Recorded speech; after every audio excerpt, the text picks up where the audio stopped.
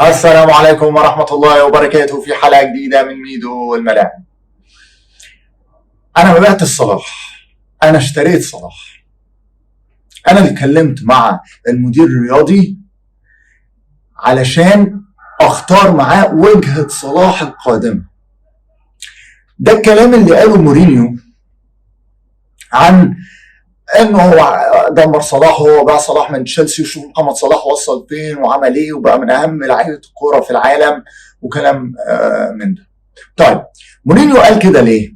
قال لما اتسال ازاي كان عندك لعيب موهبه زي محمد صلاح بالقيمه دي وانت مشيته من تشيلسي؟ فرد باللي انا بدات بيه الحلقه. هنا تشوفوا حاجه مهمه، تشوف اما المدير الفني تكون عينيه حلوه قوي فيعرف يجيب موهبه، وبعد كده يستثمر في الموهبه دي. طالما الموهبه دي ما عندهاش فرصه عندي، ما لهاش فرصه في في فرقتي، فانا ببتدي اشتغل بشكل اخر اطور بالموهبه دي. كويس. عامه بعيد عن الكوره، ده بشكل عام المدير لما يكون مدير ناجح، مدير صنايعي، هو اللي يعرف يستثمر في مرؤوسيه. صح، طول الوقت انت بتستثمر بمرؤوسيك، بقوتك، بقوة شخصيتك، بقوة اتخاذك للقرار. كده بتستثمر في مرؤوسيك، وكده بتكون مدير ناجح جدا. طب ارجع بس للقصة بتاعت مورينيو وصلاح وكلام من ده، عشان دي هتاخدني لحتة مهمة جدا في الحلقة. مورينيو بيقول صلاح كانت عنده عروض اعاره كتيره، اللي هو السنه اللي راح فيها فيورنتينا، لما راح اعاره في فيورنتينا، وكان في عروض من المانيا، وكان فيها عروض من هولندا وحاجات كده، ومن فرق في النص الثاني من الجدول في اسبانيا، وعروض كتير. ولكن مورينيو بيقول انا استهدفت الدوري الايطالي، وقلت صلاح لازم يلعب في الدوري الايطالي، واتكلمت مع المدير الرياضي لتشيلسي على ده، ان محمد صلاح الحاجات اللي ناقصاه مش هيلاقيها ومش هيطورها غير بلعبه في بطوله زي الدوري الايطالي، فيها احتكاك كتير، فيها قوه كتير، ودي الحاجه اللي ناقصه صلاح في الفتره دي، ودي الحاجه اللي ممكن تكون عقبه كبيره في مواجهه صلاح. فمن خلال ده ابتدى المدير الرياضي يتكلم مع مدير اعمال صلاح ساعتها، وابتدى كمان يشوف على كل انديه الدوري الايطالي، يشوف ويتكلم ويشوف العروض اللي جايه من ايطاليا، لان كان في عروض جايه من ايطاليا لصلاح، واستقروا على العرض بتاع فيورنتينا. طيب هنا نقطه مهمه جدا لازم ناخد بالنا منها. مين اللي اتصرف في القصه دي؟ يعني مين اللي اشتغل في المشروع ده؟ المدير الفني والمدير الرياضي. كويس. مفيش حد تاني في تشيلسي. ابراموفيتش مش في الصوره، مع انه كان صاحب النادي، مالك النادي، لكن مش في الصوره، مش في الكلام خالص. يعني انا وانا بجهز الحلقه بصيت كتير في حاجات محتوى عربي وفي الصحافه الانجليزيه على القصه دي. اسم ابراموفيتش مش حاضر خالص. ليه؟ لان خلاص انت اي نادي بيجيب مدير فني بيبقى هو مسؤول عن كل ما يخص فريق الكوره، والمدير الرياضي بالتيم بتاعه بيشتغلوا حسب تعليمات المدير الفني، مش بيمشوا كلامهم على المدير الفني.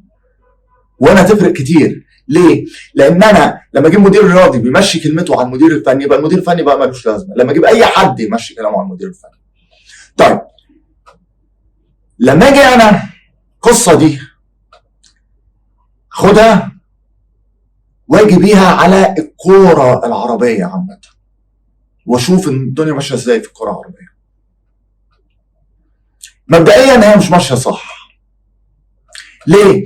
لان ومحدش يقول لي اصل احنا لينا حاجات خاصه ولينا خصوصيه ولينا والكلام ده كله، لان احنا ما اخترعناش الكوره. الكلام ده تقوله لو احنا مخترعين الكوره، بس احنا ما اخترعناش الكوره.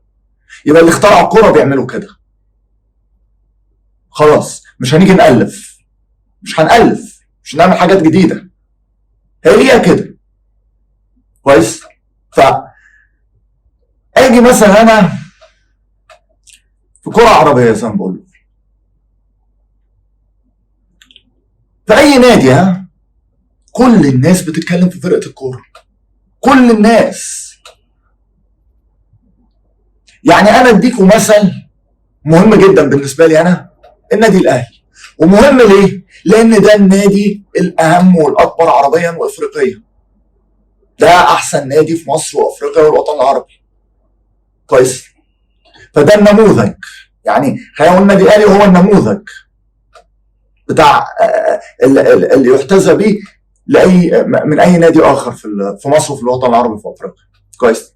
طيب لما اجي انا اشوف مثلا كيانات كتيره في النادي الاهلي كلها بتتكلم في الكوره، وفي مدير فني اللي هو كولر المفروض ان هو مسؤول عن فرقه الكوره.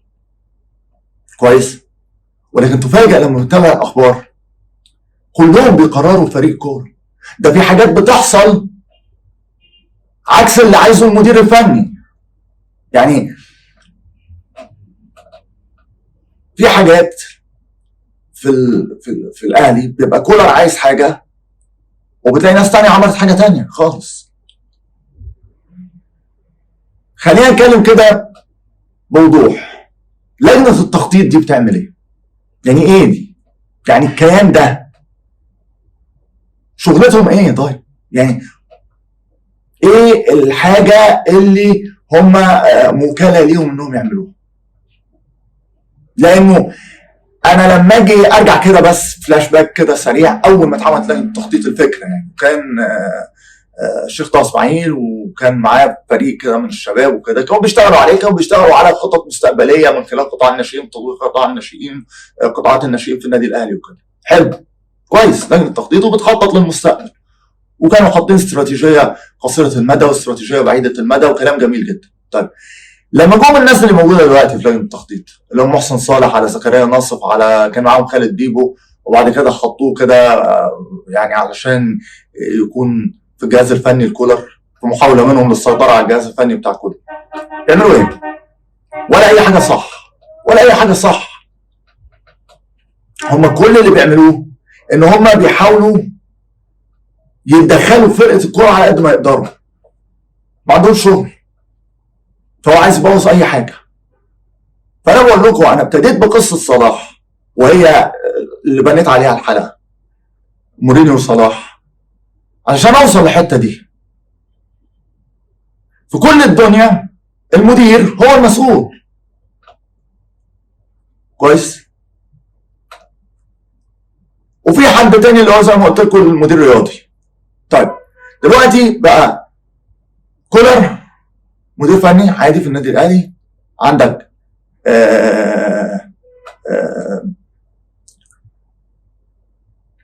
لجنه التخطيط بتتدخل، شركه الكوره بتتدخل، امير توفيق يا عيني بيحاول بس مش عارف ومش لاقي، مش قادر يشم نفسه مع العقليات القديمه اللي في لجنه التخطيط. طب وبعدين يعني انه كل شويه الواحد بيتفاجئ بحاجه في الاهلي يعني.